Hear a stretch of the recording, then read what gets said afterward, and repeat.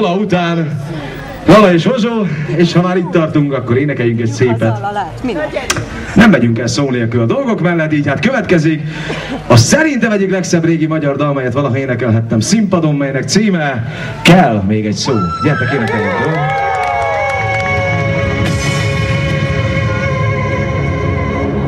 Kell még egy szó, mielőtt mennél. Kell még egy ölelés, ami végig elkísér az úton, majd néha gondolj rám, ez a föld a tiéd. Jó Isten, ezt tudjuk is ennek is tapsolni? Nézd rá, és lásd, csillagokra lépsz. Nézd rá, hova tűnt a régi szenvedés.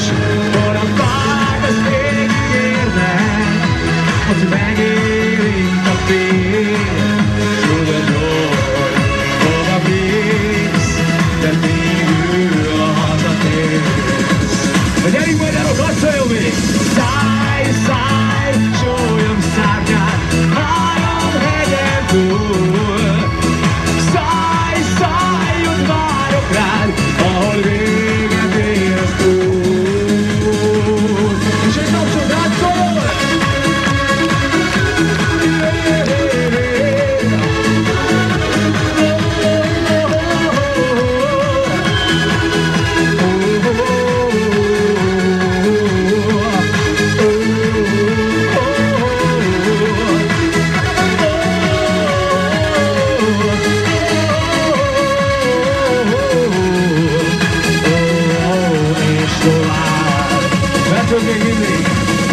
Úgy kell, hogy te is értsd, amit nem éltél hiába.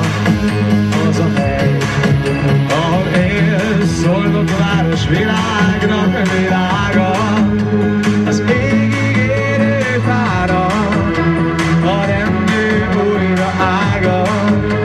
Úgy él, te legyél is. Annak a szép gyermek, egy jó hangosan! Szállj, szállj, sólyom szárnyát, három hegyen túl. Tiltök!